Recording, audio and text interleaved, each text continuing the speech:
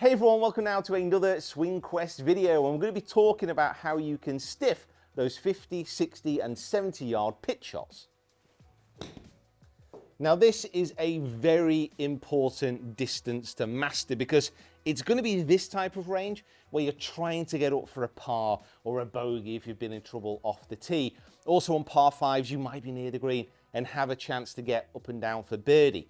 Having an accurate amount of distance control over this length of shot is going to be so important.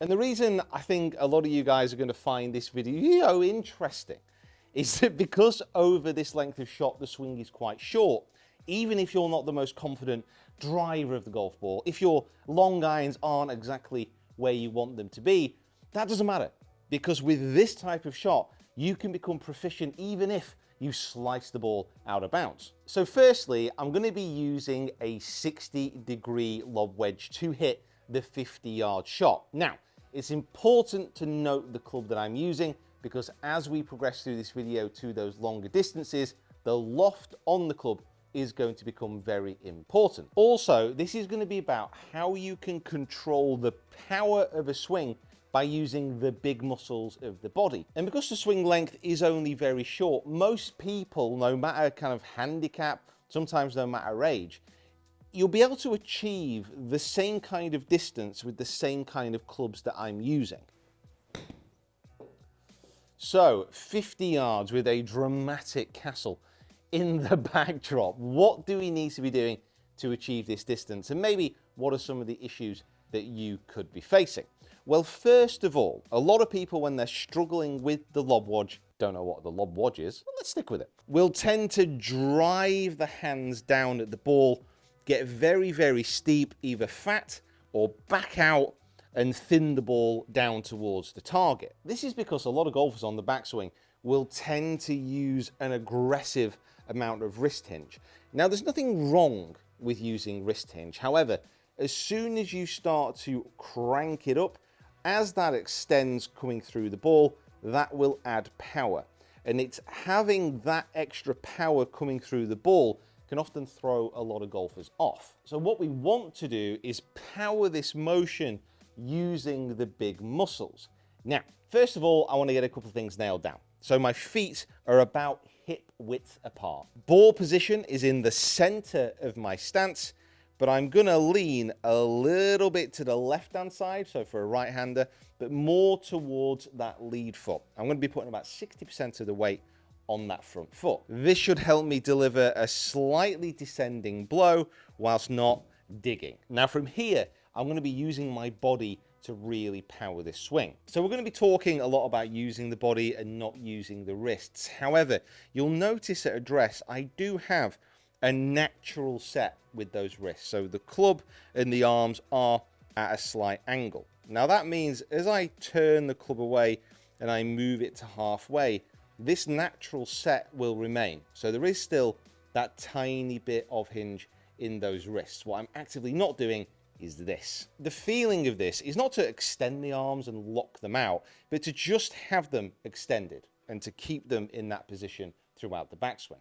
To power the backswing, I'm going to use my body. I'm going to turn the chest away, but I'm also not going to restrict my lower half. If that right hip, that trail hip wants to turn, that's absolutely fine. So extended those arms in that setup position, rotate away until my left arm reaches parallel to the ground. Now you'll notice how my club has carried on a little bit in its journey because of the natural wrist set that I had at address. As I move through the ball, I'm going to turn onto it, continue rotating the body through until my right arm reaches parallel to the ground. Something I do get asked on these short range shots is, should I keep my glove on? For me, I don't think it makes a massive difference. I think if you're ever in doubt, keep your glove on as it may provide that little bit of extra grip. Something which I'm not in any doubt about, however, is that if you haven't already, you should subscribe to the channel because boy oh boy does it help us out. We are on the race to 100,000 subscribers by the end of this year and it would be great to have you part of the Swing Quest community. So locked in to that setup position, rotate the body away until that left arm is parallel to the ground. and rotate the body through until the right arm pretty much reaches the same point. Now, what I'm looking for here is to try and pitch this around 50 yards. Depending on what the conditions are like, needs to be factored in. So if I'm hitting this into a soft green like we are in the UK at the moment, I can be pretty much rest assured that this ball will stop instantly.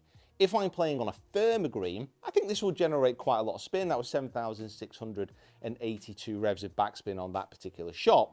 That will check the ball, but on a firm green, it still might release. So conditions are important. Flighted that one a bit higher. Oh, pretty much bang on pitched. On the 50. Depending on how you grip the club will also alter the amount of distance. For this particular shot, I tend to hold the club a little bit further down the grip. Very simply, all I want on this shot is a little bit more control. This could add a little bit of extra club head speed, so gripping halfway down is absolutely fine. You know, this is all about control rather than power. Now, consistency of strike is going to be important for this shot. If you can keep the length of your swing very consistent, then the ball will pretty much be sent the same distance every time. If you catch it a little bit low out of the face, it might fly a little bit less.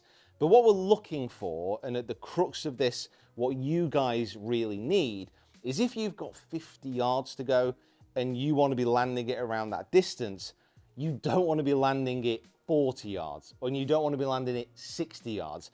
If it lands 45 or if it lands 55, that might not be too bad. You're going to be in and around the hole where you need to be.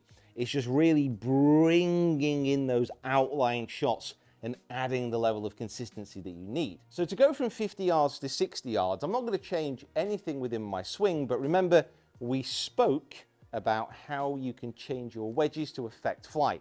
Now, 54 degrees, that is obviously less loft than my 60, which should send the ball further.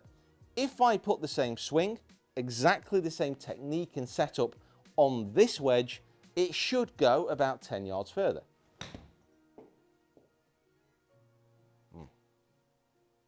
Oh, pretty much pitch level with the pin. We'll take that. So all I've done there is literally change the loft of my wedge, exactly the same swing, and I've managed to get about 10 more yards. Now, once that pitched on the green, it released more. I've got less loft, it will give me less spin. Again, something to bear in mind. And let's say we want to hit it 70 yards. I wonder what we could do. So we've moved back to 70 yards, and in my hand, I have a 50-degree wedge. So if this all works out, we should be able to hit a 50, a 60, and now a 70-yard shot by just changing the loft of the club and not altering anything else.